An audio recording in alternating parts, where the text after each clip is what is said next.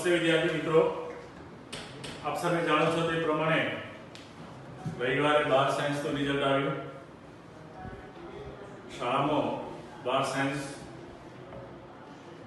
Class teacher હોવાથી શાળામાં પરિણામની એનાલિસિસ માટે એક બે દિવસ જવું પડ્યું. તેથી આપણા આ વિડીયો જે છે એ આપણે ડાઉનલોડ કરી શક્યા નથી. તો કેમિસ્ટ્રીમાં આજે આપણે આગળ જે ભણી ગયા હતા એને રિફર કરી અને પછી આગળ વધીએ. તો આજે મોલ આધારિત બેઝિક સંકલ્પનાઓ જે છે એની સમજૂતી આપણે મેળવવાની છે. તો સૌપ્રથમ આપણે ભણી ગયા કે પરમાણુ અને પરમાણ્વીય દળ તથા મોલ સંખ્યા અને એવોગાડ્રોનો સિદ્ધાંત. તો અહીંયા ત્રણેયને જરાક રિફ્રેશ કરી અને પછી આગળ આપણે એને આધારિત કેલ્ક્યુલેશન અને દાખલા જે છે એની સમજ આપણે મેળવીશું. તો કેટલાક તત્વો અને એના પરમાણ્વીય દળ એ આપણે લઈ લઈએ. તો અહીંયા સૌપ્રથમ લઈ લઈએ તત્વ અને એનું પરમાણુ દળ. તો સૌથી પહેલું તત્વ લઈએ આપણે હાઇડ્રોજનનું પરમાણુ દળ 1 છે. કાર્બન જે છે એનું 12 છે. ઓક્સિજન છે એનું કેટલું છે 16. આગળ અપકોષ્ટક આપણે નોંધી દીધેલું છે. નાઇટ્રોજન છે કેટલા લઈશું આપણે 14. આ પરમાણ્વીય દળની માહિતી છે.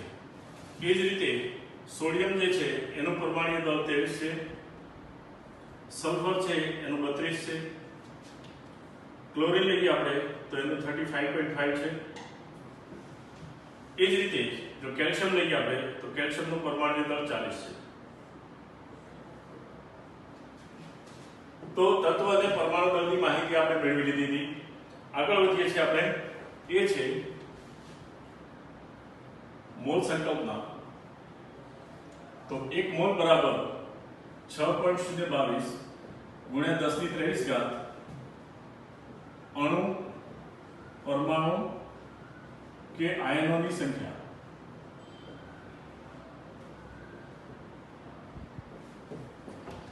મોલ આધારિત એવોગાડ્રોનો સિદ્ધાંત અને કદનો સંબંધ. તો એની સમજૂતી આપણે મેળવી હતી, એને રિફર કરીએ જરા. એસટીપી પ્રમાણભૂત તાપમાન અને દબાણ.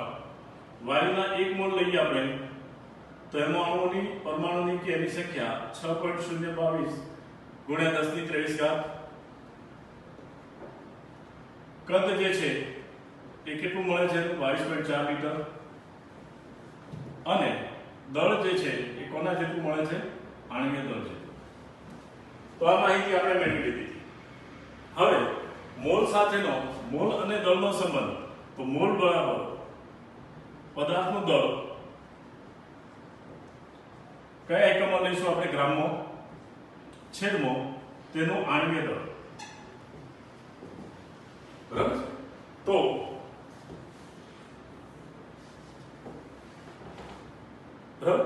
મોલ બરાબર પદાર્થનું દળ ગ્રામમાં છેદમાં આણ્વીય દળ. તો ત્રણ બાબતોને આપણે ધ્યાનમાં રાખી લીધી. હવે આને આધારિત કોઈ કેલ્ક્યુલેશન હોય તો એ બાબતને જરાક આપણે સમજીએ કે 360 ગ્રામ. પહેલું ઉદાહરણ લઈએ છીએ કે 360 ગ્રામ H2O ના મોલ શોધો. ધ્યાન આપજો. પછી તેમાં રહેલા, આગળ પ્રશ્ન વધે છે, તેમાં રહેલા H અને O પરમાણુની સંખ્યા જણાવો.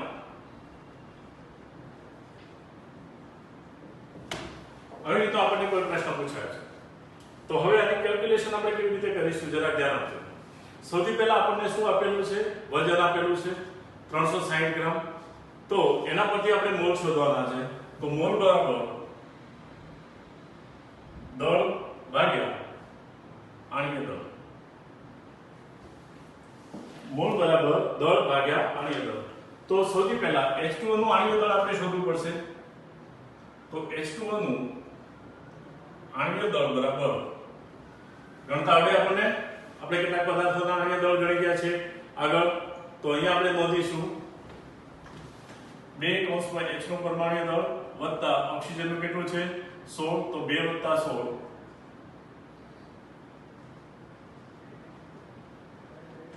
બરાબર કેટલું થશે 18 આપણે એને લખીશું ગ્રામ પ્રતિ મોલ.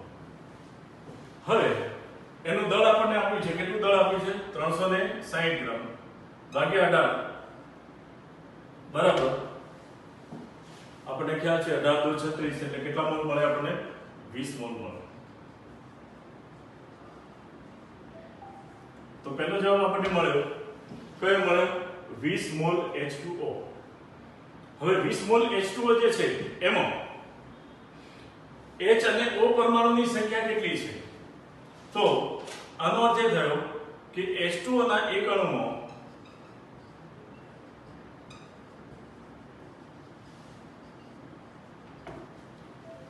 બે પરમાણુ ઓક્સિજનના છે. સોરી, H પરમાણુ કેટલા છે? 2. બરાબર છે. therefore 20 મોલ H2O માં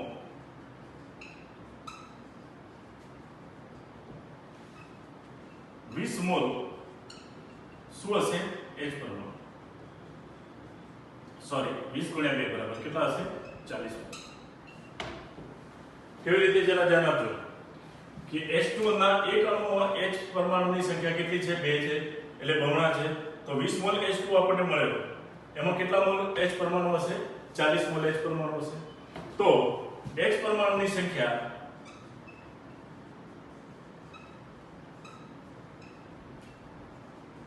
બરાબર કેટલી થશે? 40 ગુણ્યા મોલ બરાબર કેટલું ખબર છે આપણને? 6.022 ગુણ્યા 10⁻². તો અહીંયા આપણને જવાબ મળ્યો. તો સ્વાભાવિક છે કે O પરમાણુની સંખ્યા આપણે ગણવી છે. તો કેવી રીતે ગણીશું? તો ધ્યાન આપજો મિત્રો, H2O ના એક અણુમાં એક H પરમાણુ છે, સોરી એક O પરમાણુ છે. therefore 20 મોલ H2O માં 20 મોલ શું રહેલું હશે? O પરમાણુ. therefore O પરમાણુની સંખ્યા આપણે ગણવી છે.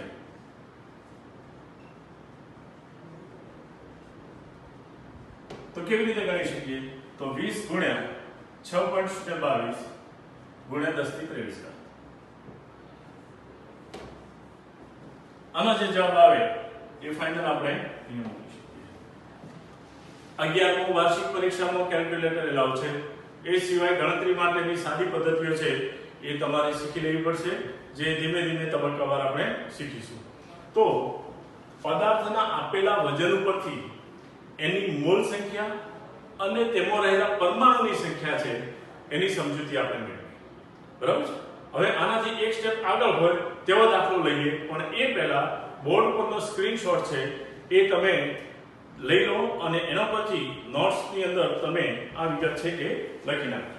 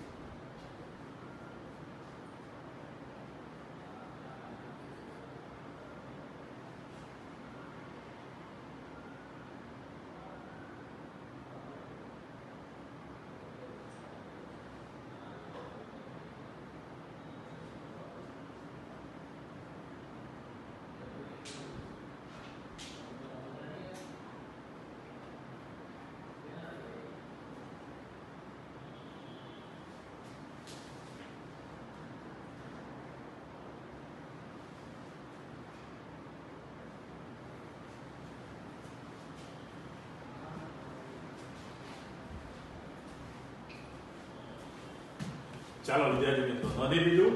હવે આગળ વધીએ છીએ આપણે.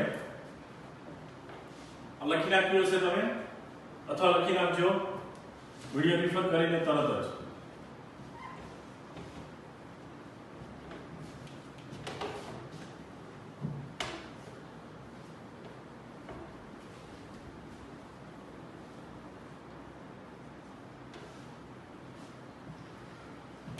હવે બીજું ઉદાહરણ લઈએ. દાખલા તરીકે અહીં આપણે લઈએ કે 18 ગ્રામ ગ્લુકોઝ C6H12O6 ગ્લુકોઝનું સૂત્ર આપણને ખ્યાલ છે. માં રહેલા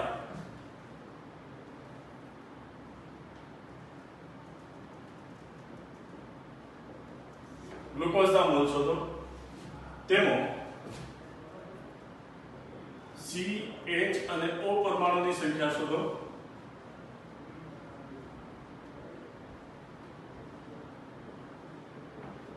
અને નંબર 3 કુલ પરમાણુઓની સંખ્યા શોધો.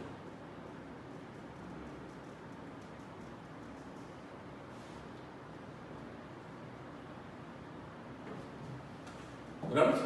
તો 3 પ્રશ્નો આપણને પૂછાય છે. તો સૌથી પહેલા આપણે વજન ઉપરથી શું શોધવાના છે? મોલ. તો એના માટે આપણે મોલ બરાબર શું મૂકીશું? વજન ભાગ્યા અણુભાર અથવા આણ્વીય દળ બરાબર વજન કેટલું આપેલું છે? 18. ગ્લુકોઝનું આણ્વીય દળ કેટલું થશે? 180. કેવી રીતે? તો જરા કયા નોંધી લઈએ પાછું. C6H12O6 right. કાર્બન પરમાણુની સંખ્યા કેટલી છે? 6. તો 6 ગુણ્યા કાર્બનનો પરમાણુ ભાર કેટલો છે? 12 વત્તા 12 કૌંસમાં H પરમાણુની સંખ્યા કેટલી છે? 1 ઉપરાંત 6 કૌંસમાં O પરમાણુની O નો પરમાણુ દળ એ કેટલો છે? 16 બરાબર 12 6 72 વત્તા 12 વત્તા 16 6 96 બરાબર આને દળ કેટલું મળે આપણને? 180. અહીંયા આપણે લખીશું ગ્રામ પ્રતિ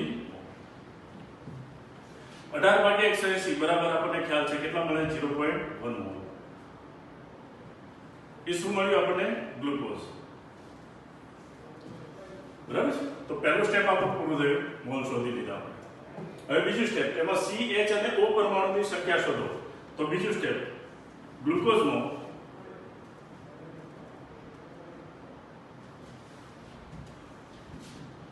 એક અણુમાં 6 કાર્બન 12 હાઇડ્રોજન અને 6 શું રહેલા છે? ઓક્સિજન રહેલા છે. આ શેના પરથી શોધ્યું આપણે? તો આપેલા અણુ સૂત્ર પરથી C6H12O6.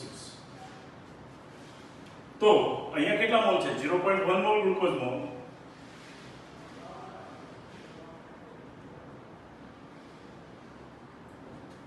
કેટલા મોલ કાર્બન હશે? કાર્બન રહેલો હશે તો 0. અહીંયા અણુ શબ્દના ઉપર મોલ લખીએ તો પણ વાંધો નથી.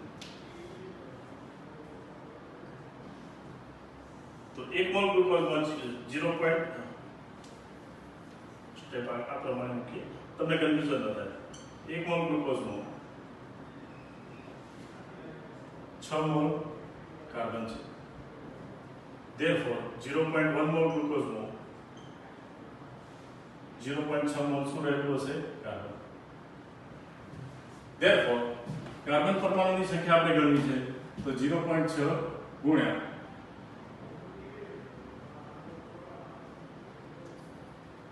C પરમાણુની સંખ્યા 0.6 ગુણ્યા 6.022 ગુણ્યા 10 ની 23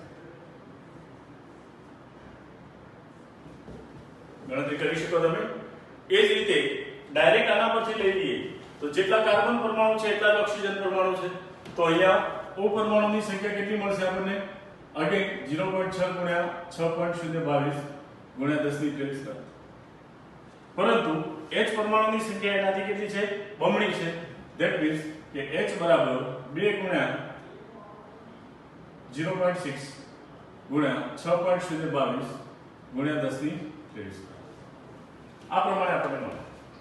હવે ત્રીજો પ્રશ્ન છે આપણો. ધ્યાન આપજો મિત્રો, ખાસ આમાં કન્ફ્યુઝન થાય છે વિદ્યાર્થીઓ. એ છે કુલ પરમાણુની સંખ્યા. તો કુલ પરમાણુની સંખ્યા આપણે લઈએ તો 0.1 મોલ ગ્લુકોઝમાં 0.6 મોલ કાર્બન, 0.6 મોલ ઓક્સિજન અને 1.2 મોલ H પરમાણુ છે. તો કુલ પરમાણુ બરાબર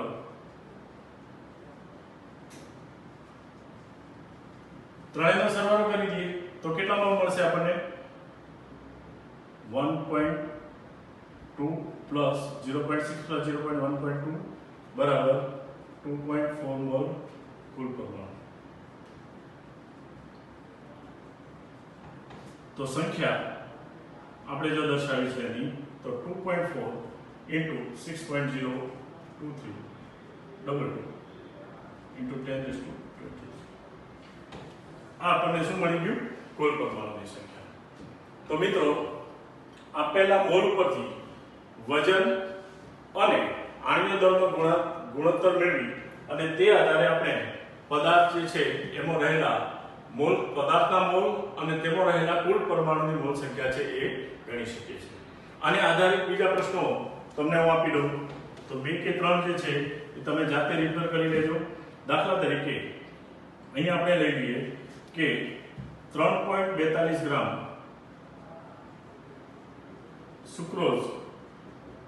સુક્રોઝ જે છે કોનું સૂત્ર છે? ખાંડ. એને રસાયણ વિજ્ઞાનની પરિભાષામાં સુક્રોઝ કહીશું આપણે. એનું સૂત્ર છે C12H22O11 ના મોલ તેમાં C, H અને O પરમાણુની સંખ્યા શોધો. સંખ્યા કઈ છે એટલે મોલ વડે આપણે ગુણવા પડે. મોલ ગુણ્યા 6.022 ગુણ્યા 10 ની 13 બરાબર. તો આ બે દાખલા આપણે કર્યા. એને આધારે ત્રીજો દાખલો તમને હોમવર્કમાં આપ્યો. આ ગણતરી બેઝિક છે અને પાછળથી તમારે અભ્યાસક્રમની અંદર એ ખૂબ જ ઉપયોગી નીવડવાની છે. તો જરા ધ્યાન આપજો. એક મોલ આધારિત પરમાણુની સંખ્યા એની સમજૂતી આપણે મેળવી. હવે આપણે મેળવીએ છીએ તત્વોનું ટકાવાર પ્રમાણ. સાદી રીતથી શરૂ કરી અને આપણે આગળ વધીશું. એ પહેલા બોર્ડ ઉપર જે લખેલું છે એને જરાક તમે નોંધી દેશો.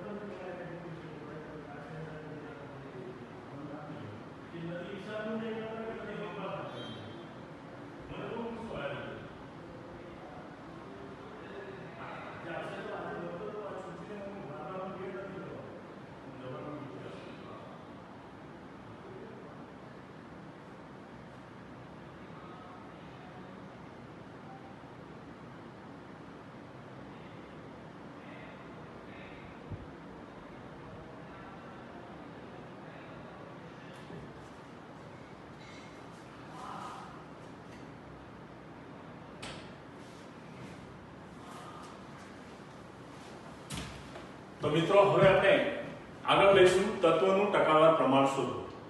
તત્વોના ટકાવાર પ્રમાણ માટે આપણે સિમ્પલ છે, એકદમ સિમ્પલ છે. સાદું ટકાવાર પ્રમાણ તમને ગણતા આવડતું હશે એના જેમ જ છે. પણ અહીંયા સંયોજનમાં તત્વોનું ટકાવાર પ્રમાણ ગણવા માટે આપણે આણ્વીય દળની માહિતી જોઈશે. તો સૌથી પહેલા આપણે લઈ લઈએ કે NH3 નું N અને H નું ટકાવાર પ્રમાણ ગણો.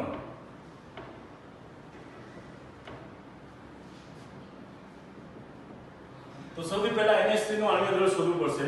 તો NH3 નું આણ્વીય દળ બરાબર N નું પરમાણ્વીય દળ વત્તા 3 કૌંસમાં શું મૂકીશું? H નું પરમાણ્વીય દળ. બરાબર એનું પરમાણુ દળ કેટલું છે 14, હાઇડ્રોજનનું પરમાણુ દળ કેટલું છે 3, 3 પરમાણુ છે એટલે 3 થયું ને, તો 14 + 3 બરાબર કેટલા લઈ લઈશું આપણે 17 ગ્રામ પ્રતિ મોલ. હવે મિત્રો જરા ધ્યાન આપજો, કુલ દળ આપણને કેટલું મળ્યું છે 17, એમાં 14 ગ્રામ છે શું રહેલો છે નાઇટ્રોજન રહેલો છે.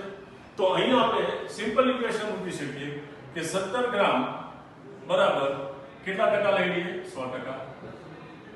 કોના ટકા ગણીએ છીએ આપણે નાઇટ્રોજનના.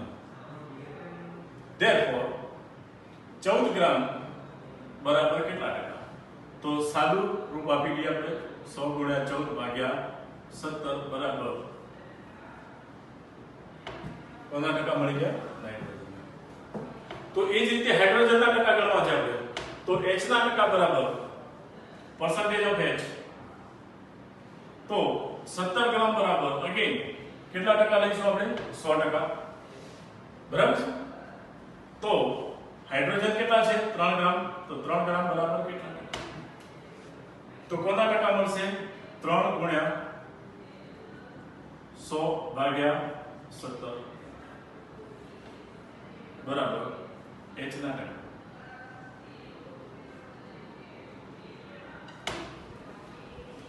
બરાબર આ એક રીતે.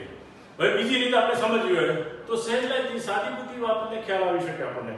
તો થિંક યોરસેલ્ફ, NH3 માં માત્ર બે જ પ્રકારના તત્વો છે. કયા કયા? નાઇટ્રોજન અને હાઇડ્રોજન. તો જો નાઇટ્રોજનના ટકા મળી જાય તો હાઇડ્રોજનના ટકા શોધવો હોય તો percentage of H B step આ રીતે વિચારી શકીએ આપણે, અથવા કરીને 100 - n ના ટકા બરાબર મળી જાય. તો આ નાઇટ્રોજનના ટકા આપણે શોધી દીધા. હવે એ જ રીતે આપણને અન્ય કોઈ પ્રશ્ન આપ્યો હોય તો એ હોમવર્ક ની અંદર તમને આપી દઉં છું. દાખલા તરીકે CO2 માં C અને O નું ટકાવાર પ્રમાણ ગણો.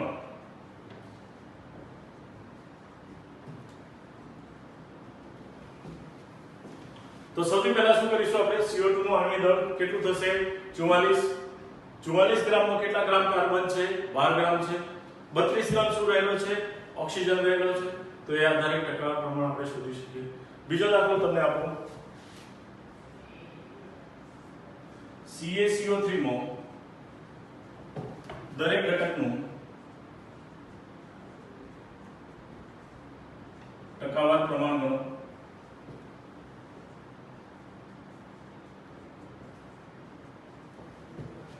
બરાબર છે. તો હવે એ કેવી રીતે ગણતરી કરવાની આપણે, તો કેલ્શિયમનો પરમાણુ ભાર 40, કાર્બનનો ભાર, ઓક્સિજનનો 16 × 48 એટલે 100 ગ્રામ થશે. તો એને આધારિત આ ગણતરી છે તમે સરળતાથી કરી શકો છો. તો આજે બે બાબત આપણે સમજ્યા, એક મોલ સંકલ્પના આધારિત વજન ભાગ્યા અણુભાર પરથી મોલ શોધવા અને મોલ પરથી મોલ સંખ્યા શોધવી, તથા સંયોજનમાં રહેલા દરેક તત્વના પરમાણુઓની સંખ્યાનો સરવાળો કરી અને કુલ પરમાણુઓની સંખ્યા મેળવવી. તો મિત્રો આ જે છે એ 2 ને 3 દાખલા તમને હોમવર્કમાં આપ્યા, તમે રિફર કરી લેજો અને કોઈ ડાઉટ્સ હોય તો એ WhatsApp નંબર ઉપર પર્સનલી તમે મોકલી આપજો, જેથી લખીને કે સમજાવીને એનું સોલ્યુશન આપણે મેળવી શકીએ. ધન્યવાદ.